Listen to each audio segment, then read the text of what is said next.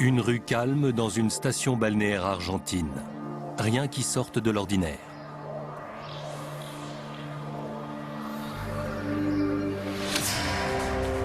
Mais début 1998, cette quiétude est brusquement rompue. Des journalistes du monde entier assiègent la maison d'un Croate de 70 ans nommé Dinko Sakic. Assassino! Assassino! Une voiture de police l'emmène. C'est la première étape d'un voyage qui doit le conduire devant la justice de son pays d'origine, à plus de 11 000 km de là. Les crimes pour lesquels il doit comparaître ont été commis plus de 50 ans auparavant, pendant la Seconde Guerre mondiale.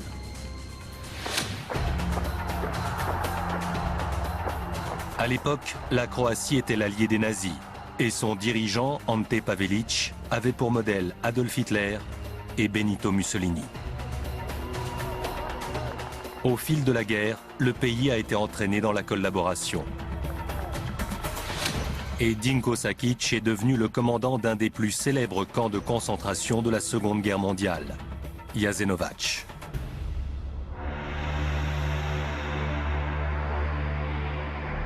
Ce camp était surnommé l'Auschwitz des Balkans. Au nom du peuple croate, Sakic y a perpétré des actes de torture et des massacres. Après plus de 50 ans de cavale, Dinko Sakic est enfin rattrapé par la justice. Mais dans son pays, son cas a réveillé d'anciennes et profondes divisions. Bien que ce soit lui qui comparaisse devant le tribunal, les actes effroyables dont il est accusé entachent non seulement l'État croate nouvellement créé, mais aussi l'Église catholique. La collaboration avec les nazis peut-elle être justifiée au nom de la liberté? Et Sakic était-il un honorable combattant de la liberté ou un criminel de guerre sadique? Je ne parle pas de ce qui s'est passé avant ou après. Mais tant que j'étais là, personne n'a pu faire de mal à qui que ce soit.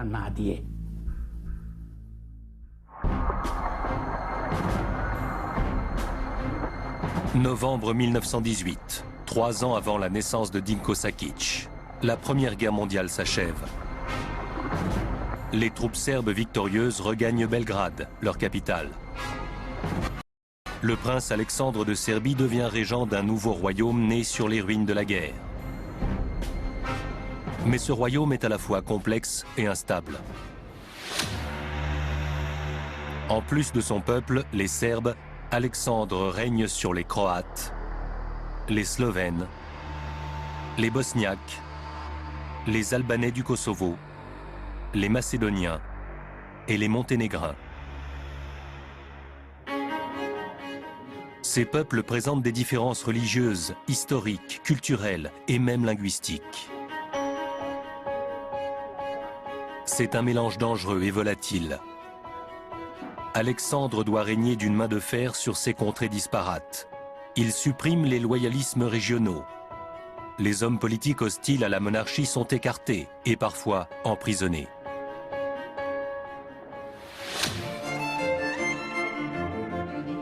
Devenu roi, Alexandre rebaptise le pays en 1929. Il l'appelle Royaume de Yougoslavie, le pays des Slaves du Sud.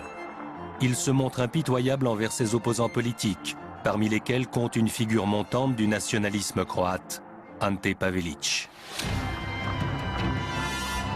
Sa réputation de nationaliste exalté place Pavelić au centre de la politique croate. Mais la répression menée par Alexandre le contraint à fuir en Italie avec ses partisans. Deve cristallizzare una posizione di potente ingiustizia, perché ha dato la fiamma e il sangue. Le dirigeant italien Benito Mussolini est alors au sommet de sa puissance et de sa popularité.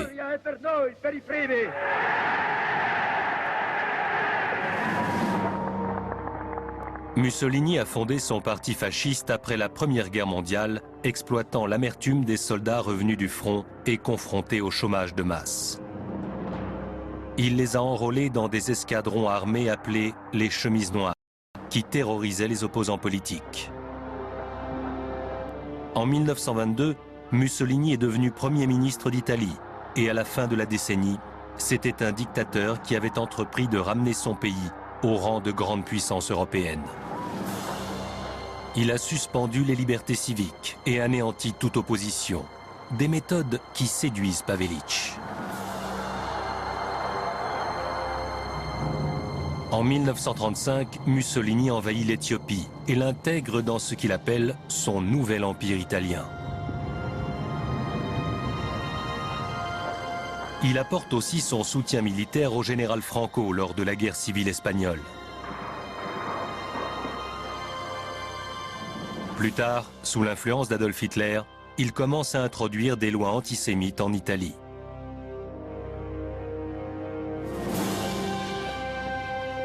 C'est un environnement parfait pour Ante Pavelić, qui veut fonder son propre mouvement fasciste. Il l'appelle les Ustashi, les insurgés en serbo-croate.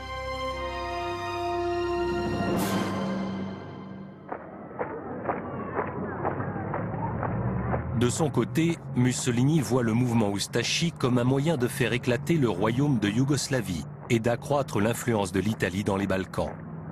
Il fournit de l'argent et des armes à Pavelić.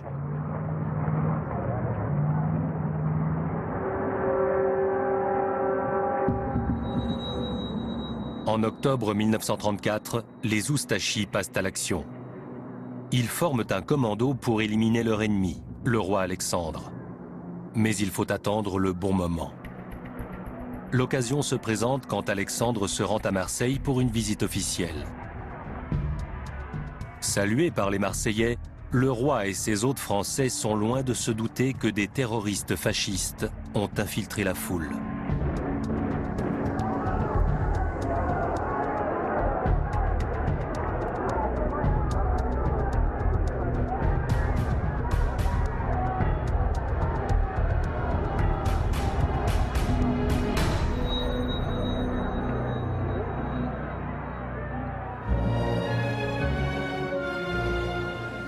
The body of Alexander of Yugoslavia is to be borne through the city streets.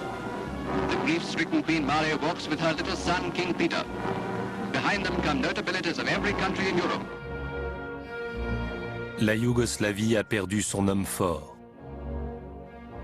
Pierre, l'héritier du trône, n'a que 11 ans.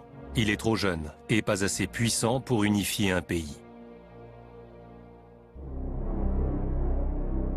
La justice française condamne Pavelić à mort par contumace pour son implication dans l'assassinat du roi Alexandre.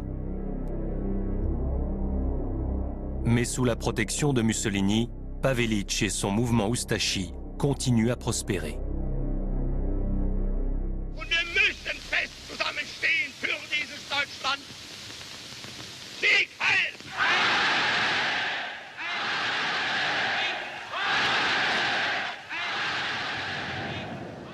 À présent, Ante Pavelić a un autre allié potentiel, Adolf Hitler, le dictateur de l'Allemagne nazie.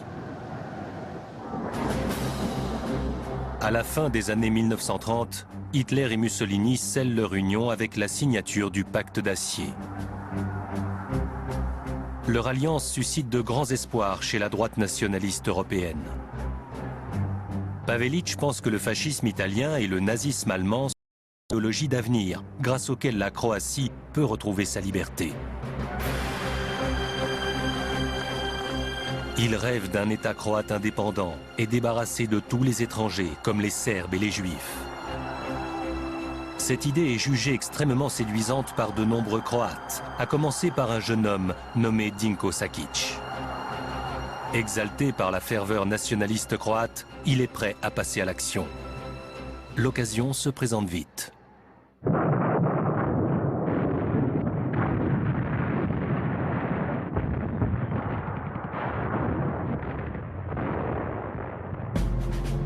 Le 6 avril 1941, la Yougoslavie est attaquée. Dans les 18 mois précédents, l'Allemagne a conquis la Pologne, une grande partie de la Scandinavie et toute l'Europe de l'Ouest.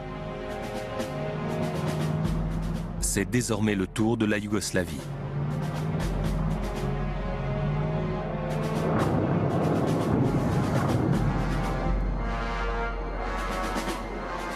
L'armée yougoslave est écrasée après seulement 11 jours de combat. La famille royale prend la fuite.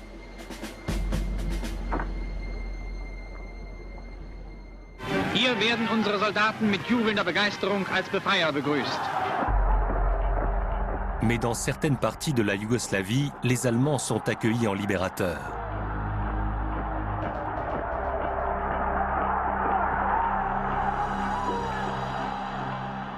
L'arrivée des troupes allemandes et italiennes permettent au mouvement clandestin des Ustashi de prendre le pouvoir à Zagreb, la capitale croate.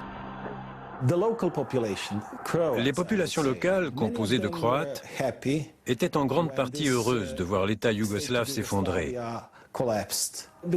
Car ce régime semi-démocratique et sa répression leur déplaisaient. Les gens pensaient que la guerre était terminée. Mais bien sûr, c'était faux. La catastrophe ne faisait que commencer. Pavelić revient de son exil en Italie et proclame l'État indépendant de Croatie. Soutenu par l'Italie fasciste et l'Allemagne nazie, cet État n'inclut pas seulement les régions croates traditionnelles, mais toute la Bosnie. Une importante minorité serbe se retrouve sous l'autorité du régime Ustashi. La loi martiale a été promulguée au bout de 2 jours. Les lois raciales après seulement 2 semaines. Les premières mesures anti-serbes sont également entrées en vigueur dans les premiers jours. Des massacres ont été perpétrés début mai, 20 jours après l'instauration du gouvernement.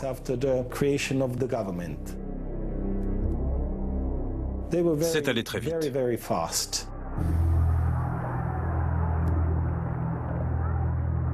Mais il existe une différence de taille entre le fascisme de Pavelić et le nazisme.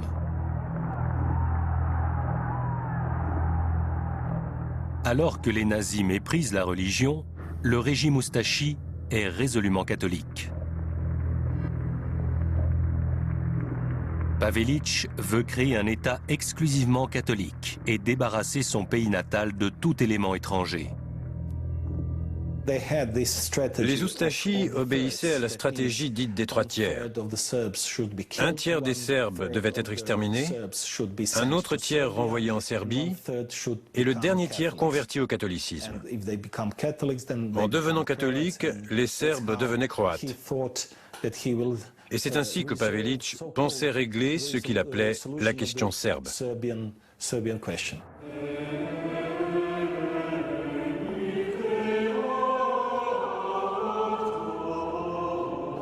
Dans l'un des moments les plus sombres de l'histoire de l'Église catholique du XXe siècle, le premier ecclésiastique du pays, l'archevêque Stepinac, donne sa bénédiction au régime. Une grande partie de l'Église catholique contribue activement à convertir de force les Serbes orthodoxes.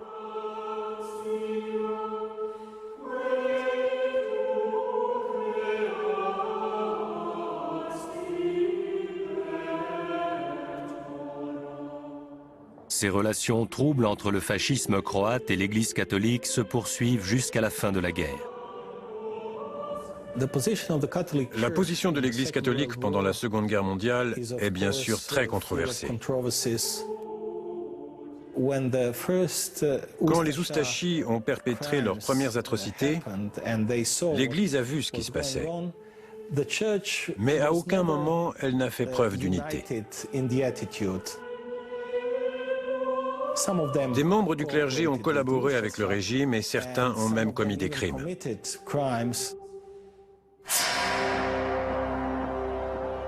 Pavelić fait régner la terreur sur la minorité serbe de Croatie. Des dizaines de milliers de Serbes sont chassés, tués ou emprisonnés.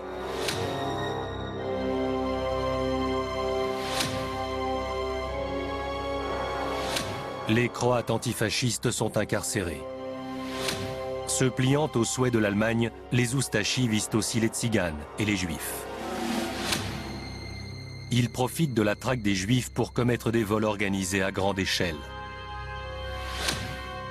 En les rassemblant, ils les dépouillent de tous leurs biens et vont jusqu'à prendre leurs alliances. En juillet 1941, les prisons du pays ne suffisent plus à accueillir le flot des nouveaux détenus.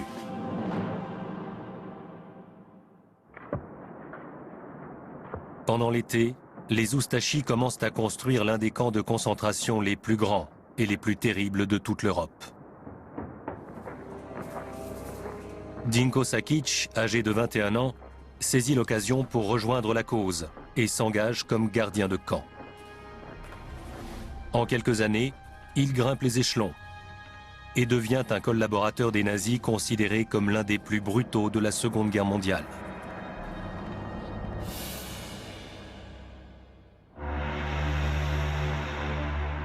La carrière de Sakic commence à Jasenovac, à 1 heure de route de Zagreb, la capitale croate.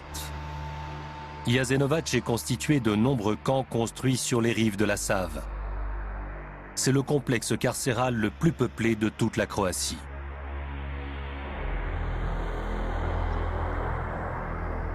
Le site accueille aujourd'hui des mémoriaux et des sculptures rendant hommage à ceux qui ont souffert et sont morts en détention.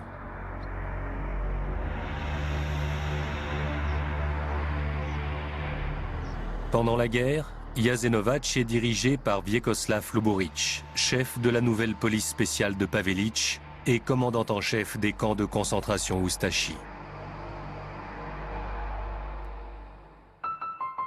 En 1943, Dinko Sakic épouse la demi-sœur de Luburić, Nada, gardienne dans un des camps de femmes de Jasenovac.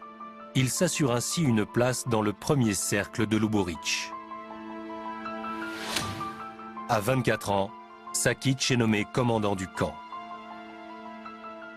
Luburić était un personnage très important. Et bien sûr, il voulait avoir à sa disposition un subordonné faisant preuve d'une loyauté sans faille. Dinko Sakic était le candidat idéal.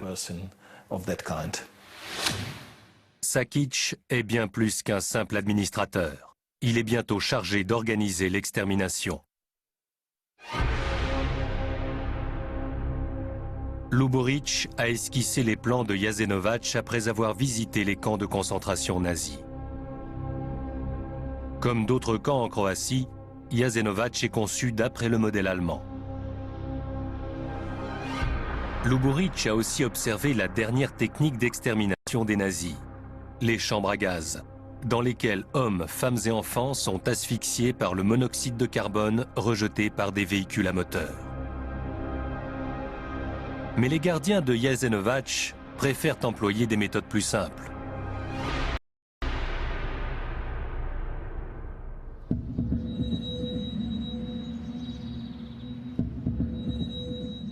Certains des objets les plus horribles du camp sont exposés au musée du mémorial de Jasenovac, en Croatie.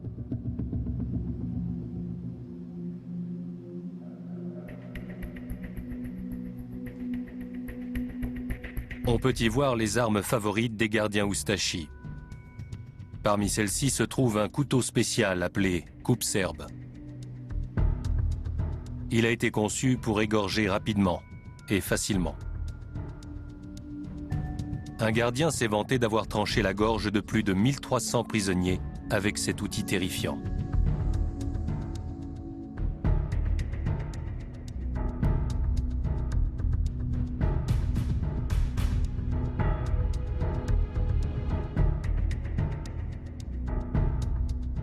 Dans l'un des camps de Jasenovac, des détenus ont également été jetés dans les fours d'une briqueterie et brûlés vifs.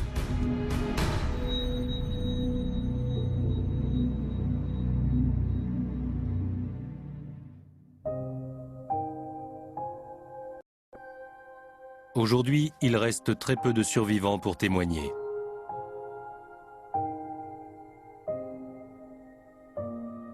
Pava Molnar avait 20 ans quand l'État indépendant de Croatie a été créé à la suite de l'invasion allemande. Membre des jeunesses communistes de Zagreb, elle a rapidement été arrêtée et déportée à Jasenovac. Les femmes juives et serbes allaient dans la tour, où elles mangeaient du chou et des oignons pourris trempés dans de l'eau. Si vous étiez envoyé là-bas, vous étiez condamné à mourir.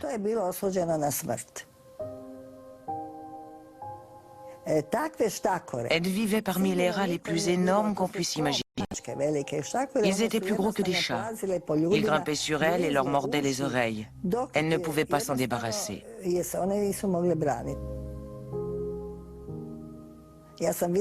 J'ai vu des soldats Oustachi qui portaient des pelles et faisaient monter des femmes dans un camion. Elles criaient « Où sont nos affaires ?» Et ils répondaient « On va vous les apporter ». Personne n'a revu ces femmes. Elles ont disparu. Où auraient-elles pu aller? Il est certain qu'elles ont été tuées.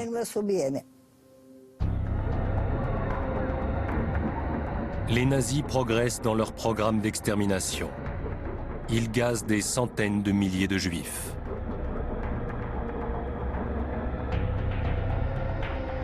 Dans leur camp de la mort, la souffrance humaine atteint une ampleur inimaginable.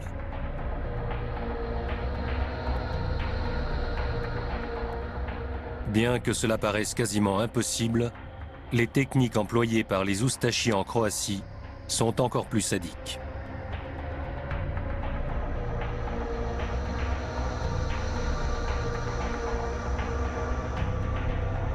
Le traitement réservé aux détenus de Jasenovac est tellement atroce qu'il dérange même les nazis.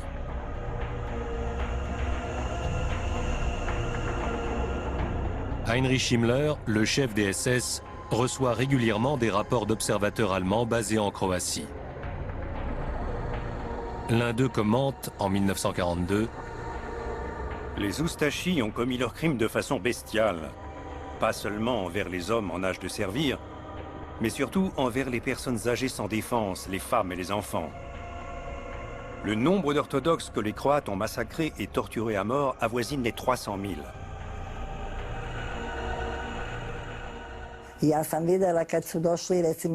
J'étais là quand les femmes de Kostanica sont arrivées au camp.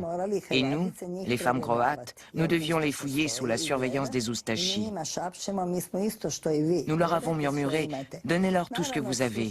Nous sommes des prisonnières comme vous. » Certaines avaient de l'argent ou des biens de valeur cousus dans leurs vêtements.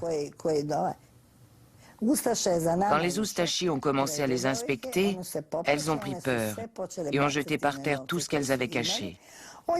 Ils ont aligné une dizaine d'entre elles et les ont fusillées. Nous avons tout vu. les Oustachi finissent par s'inquiéter des rumeurs faisant état de tortures et de massacres à Jasenovac. Pour lever les soupçons, le régime de Pavelić fait prendre une série de clichés. Il montre les détenus qui participent activement à l'effort de guerre.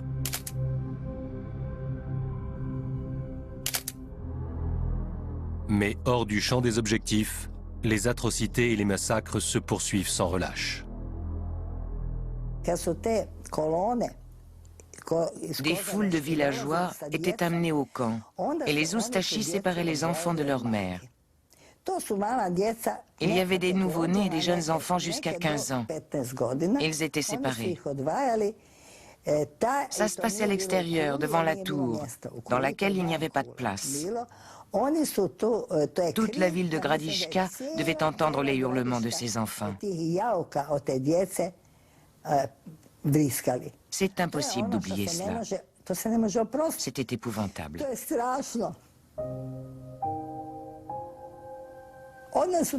Les enfants étaient conduits dans un bâtiment à part. Les femmes croates essayaient de s'occuper d'eux. Mais ils finissaient par mourir de diarrhée, de faim ou de la fièvre typhoïde. Ils mouraient tous.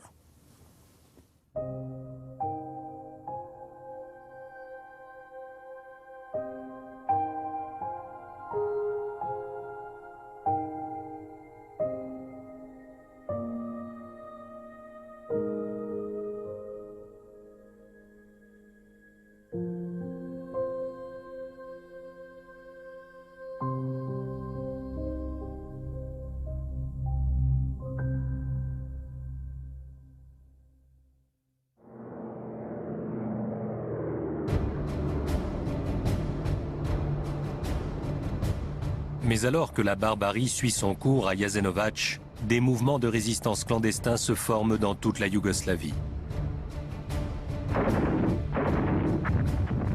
fin 1942, Pavelić ainsi que ses alliés allemands et italiens ont fort à faire pour combattre les partisans de la résistance à l'occupation fasciste, qui sont toujours plus nombreux.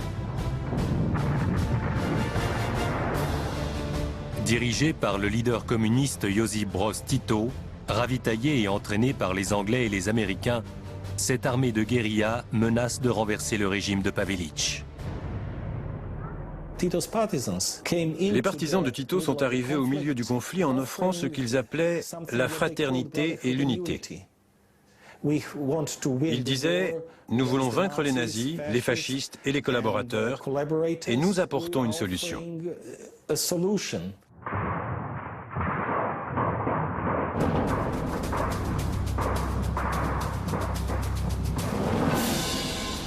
La guerre contre la résistance est impitoyable.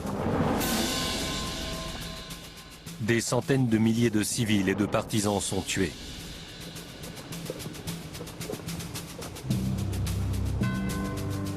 Mais malgré la répression, l'armée de guérilla est toujours active. Le temps est compté pour Dinko Sakic et ses tueurs Ustashi du camp de concentration de Jasenovac.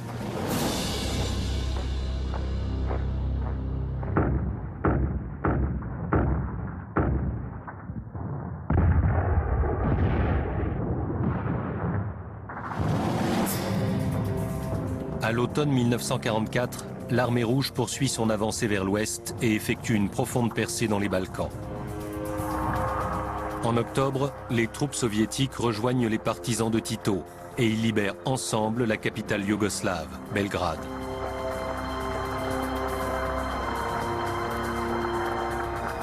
L'État fantoche de Croatie est sérieusement menacé. Dinko Sakic reçoit l'ordre d'exterminer tous les survivants de Jasenovac et de détruire les preuves. Il ordonne à ses hommes de commettre un massacre connu sous le nom de liquidation d'automne.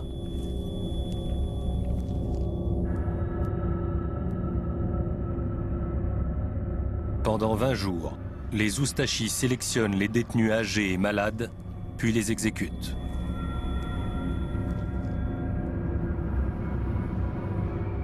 Après quoi, ils jettent leurs corps dans les eaux de la Save.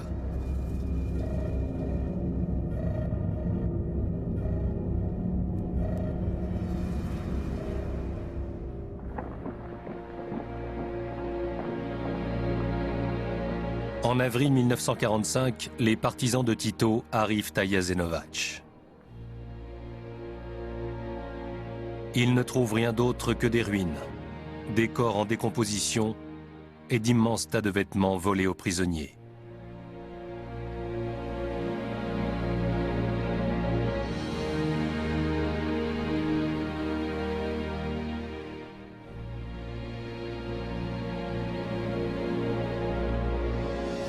Une enquête est ouverte pour déterminer combien de personnes ont péri à Jasenovac entre les mains de Dinko Sakic et des Oustachis au cours des 4 dernières années. Mais tous les documents ayant été détruits, il s'avère impossible d'établir des chiffres fiables. Aujourd'hui, les historiens estiment qu'1 million de citoyens yougoslaves ont trouvé la mort entre 1941 et 1945.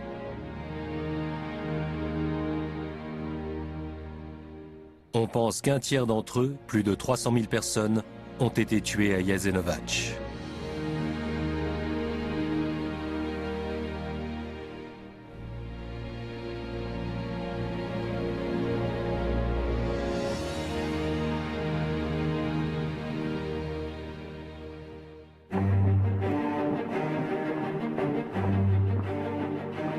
En mai 1945, l'Allemagne nazie capitule face aux Alliés et l'État indépendant de Croatie s'effondre comme un château de cartes. Des milliers d'Oustachis fuient avec les troupes allemandes et trouvent refuge en Italie et en Autriche, dans des camps de prisonniers tenus par les Britanniques. Ignorant l'implication croate dans les crimes nazis, les Britanniques ne déploient pas beaucoup d'efforts pour retrouver Pavelić et ses lieutenants. Dinko Sakic compte parmi ceux qui passent à travers les mailles du filet. Certains pensent aujourd'hui qu'ils ont fui grâce à des complicités au sein de l'Église catholique.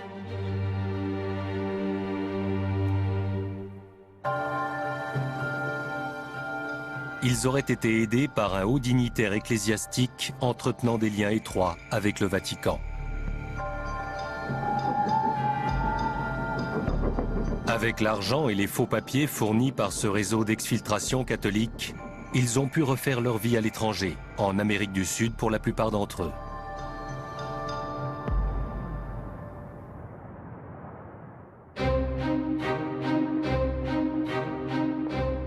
Zagreb, 1946. L'Église catholique est jugée pour son soutien au régime Ustashi. Faute d'avoir pu arrêter les acteurs principaux, Pavelić, Luburić ou Sakić, le gouvernement communiste de Tito met l'archevêque Stepinac sur le banc des accusés. Il est jugé pour avoir collaboré avec les Ustashi et pour avoir permis la conversion forcée des Serbes orthodoxes au catholicisme.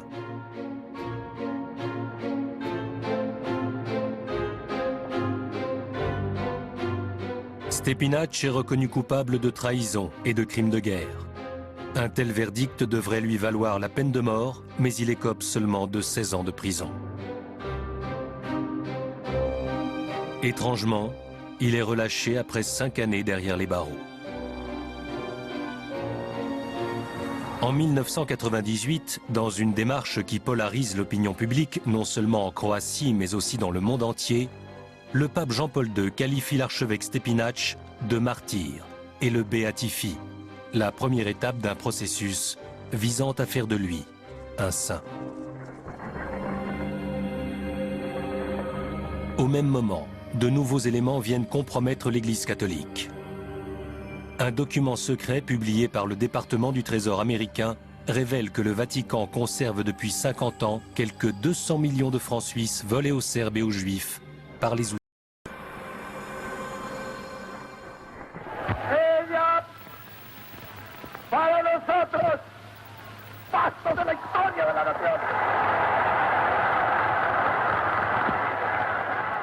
Dans l'intervalle, Dinko Sakić profite de l'hospitalité du président argentin, le colonel Juan Perón, un leader charismatique qui admire les dictateurs européens de droite au point d'imiter leur style.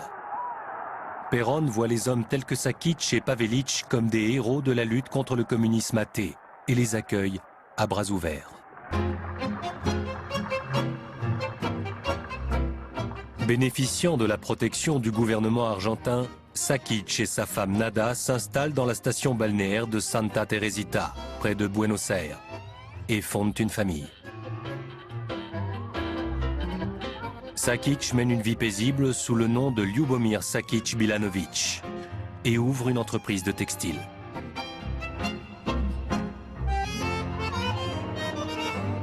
Il reste actif dans les milieux politiques des émigrés Ustashi, tout comme son ancien chef, Ante Pavelić. En 1958, Pavelić fait une de ses rares apparitions télévisées pour justifier son passé de dictateur fasciste pendant la guerre. El Estado independiente de Croacia fue proclamado el día 10 de abril de 1941. Después de la insurrección general del pueblo croata encabezada por el movimiento Ustasha. Un an plus tard, il est assassiné par un tueur travaillant pour la police secrète de Tito. Dinko Sakić, lui, reste en sécurité, caché dans l'ombre. Mais après un exil de presque 50 ans en Argentine, son passé commence à le rattraper.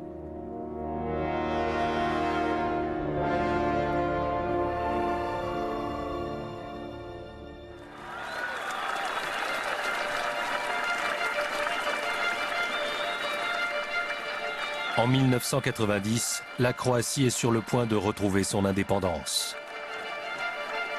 Tito est mort 10 ans auparavant. Et bien qu'il soit parvenu à préserver l'unité de la Yougoslavie, elle est maintenant sur le point de voler en éclats. Une fois de plus, les Croates expriment leur désir d'indépendance. Leur nouveau président élu, Franjo Tudjman, a toujours été un soutien de Tito. Mais quand la Yougoslavie commence à imploser, il épouse la cause du nationalisme croate. na poverenju što ste nam ga očitovali izborom na ovu časnu I odgovornu dužnost. C'est l'élément déclencheur de la guerre civile.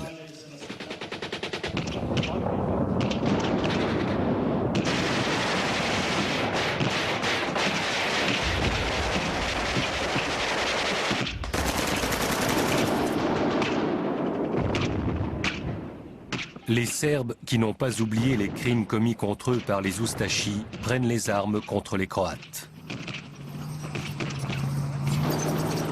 C'est ainsi qu'éclate un nouveau conflit dans les Balkans. Il dure pendant une bonne partie des années 1990 et oppose tous les peuples de l'ex-Yougoslavie.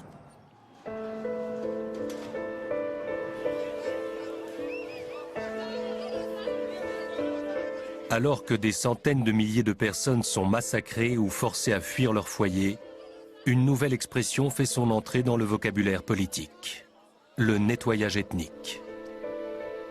Mais pour des hommes comme Dinko Sakic, ce concept n'a rien de nouveau. C'est déjà ce qu'il faisait à Jasenovac.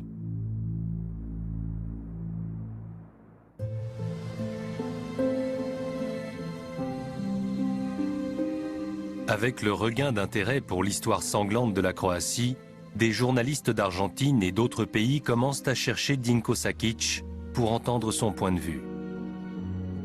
En 1998, 50 ans après avoir fui la Croatie avec sa femme Nada, Dinko Sakic fait une lourde erreur de jugement. Un jour, un reporter de l'émission télévisée argentine Telenoche frappe à sa porte pour l'interviewer. Sakic accepte et le fait entrer. Ayant peine à croire à sa chance, le journaliste veut gagner la confiance de son interlocuteur. Il commence donc par lui poser des questions destinées à le mettre à l'aise. Quand êtes-vous venu d'Europe? Je suis arrivé en Argentine le matin du 22 décembre 1947.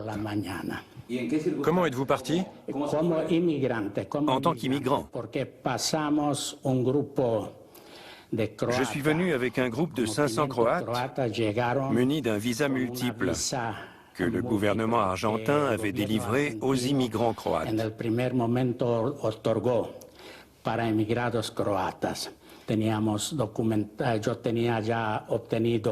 J'ai obtenu un visa d'immigration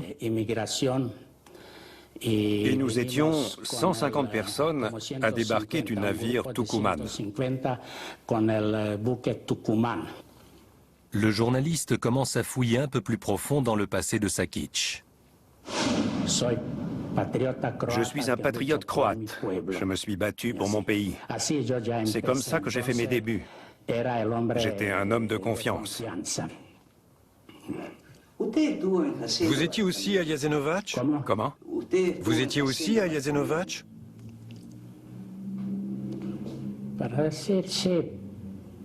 Oui, disons que j'étais quelque part là-bas, dans une unité. Dinko Sakic est mal à l'aise en admettant avoir été à Jasenovac, mais le journaliste insiste. À la fin, vous étiez un des commandants? Non, j'étais directeur, pas commandant. Et seulement pendant 100 jours. Écoutez, tant que j'étais là, il n'y a pas eu un seul garde ou un seul administrateur qui ait pu faire du mal à un prisonnier, qu'il soit juif ou d'une autre origine.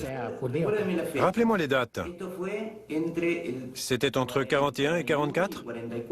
De décembre 1942 à octobre 1944. Donc personne n'a pu faire de mal aux prisonniers? Écoutez, je ne parle pas de ce qui s'est passé avant ou après. Mais tant que j'étais là, personne n'a pu faire de mal à qui que ce soit. Il y avait un règlement intérieur. Et si quelqu'un avait fait quelque chose, l'administration interne l'aurait sanctionné. De fin 42 à fin 44, personne n'a été tué et il ne s'est rien passé. Je n'ai vu personne se faire tuer.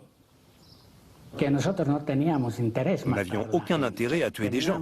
Nous avions besoin de leur main-d'œuvre pour nous approvisionner.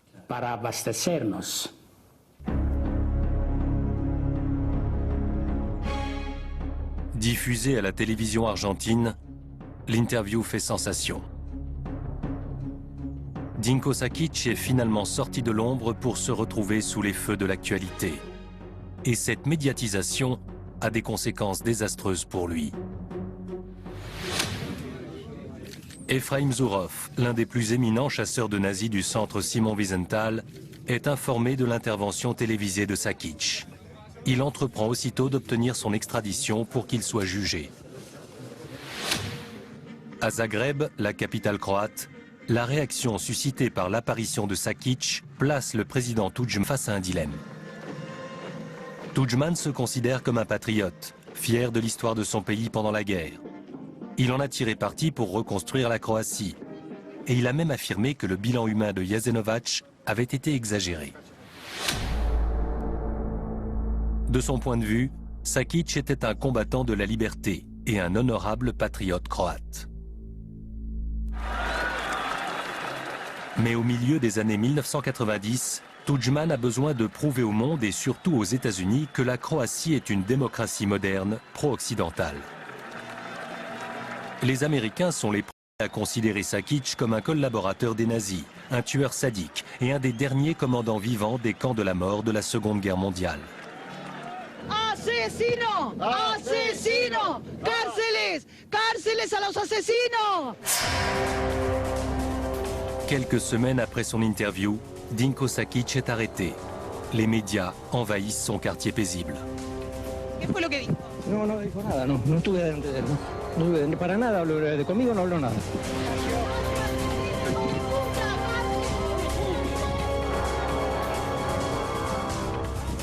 Des cas similaires, les autorités argentines avaient réagi très mollement à des demandes étrangères d'arrestation et d'extradition d'anciens criminels de guerre nazis. Mais cette fois, leur réponse est immédiate.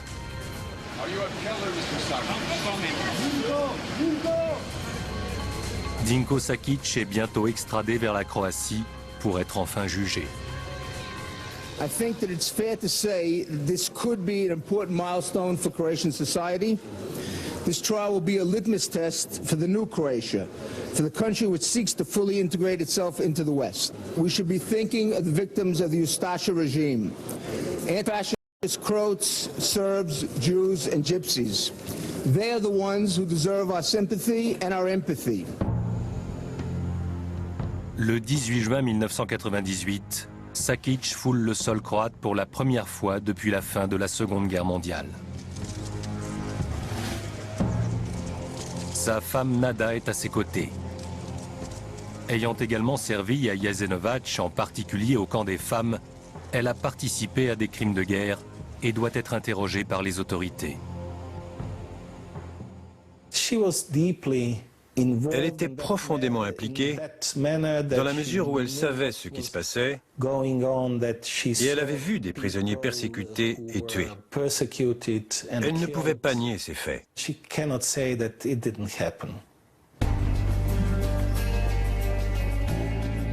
Le procès de Dinko Sakic s'ouvre en novembre 1998 devant le tribunal de Zagreb. Il doit répondre de la mort de milliers de prisonniers quand il était commandant de Jasenovac. Plus de 30 témoins déposent contre lui, parmi lesquels des survivants du camp. Mais Sakic clame son innocence tout au long des débats. Professeur d'histoire contemporaine de la Croatie à l'université de Zagreb, Ivo Goldstein à la barre en tant que témoin expert. Quand je parlais des Ustashi qui servaient un régime de terreur, il riait. Mais il y a la même chose avec d'autres témoins, donc je n'étais pas un cas isolé. Le juge l'a prévenu à plusieurs reprises. Monsieur Sakic, ne riez pas, ça n'a rien de drôle. Et Sakic continuait à rire. Sakic est finalement reconnu coupable d'avoir ordonné ou autorisé le massacre de plus de 2000 Serbes, Juifs et Tziganes. Il est condamné à 20 ans d'emprisonnement, la sentence maximale à l'époque. Le président du tribunal souligne que la sévérité de sa peine est en partie due à son absence de remords. Bien qu'elle ait été interrogée, Nada Sakic n'a jamais été jugée. Pour beaucoup, la Croatie a enfin affronté son passé fasciste. En juillet 2008, à 86 ans, Dinko Sakic meurt dans l'hôpital d'une prison. Il n'était pas un Heinrich Himmler, ni même un Ante Pavelic. Il n'était qu'un petit rouage dans une immense machine qui lui avait donné le pouvoir de vie et de mort sur des milliers d'êtres humains. À la fin de son existence, il n'a pas jugé nécessaire de s'excuser auprès de qui que ce soit pour ses actes. Les crimes de Dinko Sakic et de ses camarades Ustashi ont été commis au nom du peuple croate.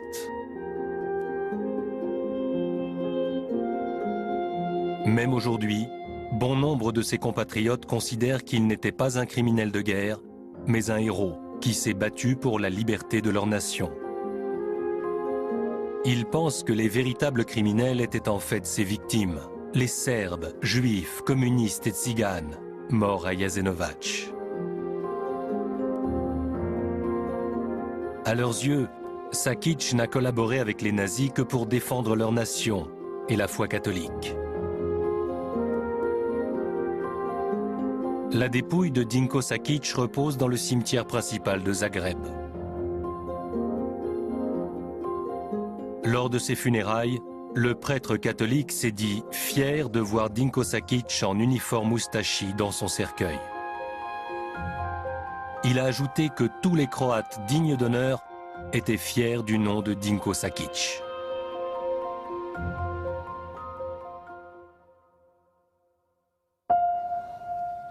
Mais ce n'est pas l'avis de tous les Croates. Pour beaucoup, le régime Ustashi est une page sanglante de l'histoire du pays. Un épisode qui ne doit jamais être oublié. Tous ces Ustashi étaient les mêmes. Il n'y a pas un seul innocent parmi eux. Ça n'existe pas.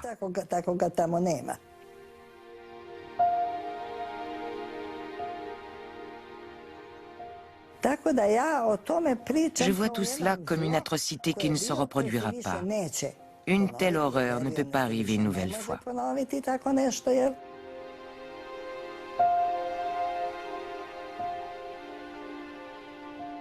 Certains sont morts, mais ils sont toujours là.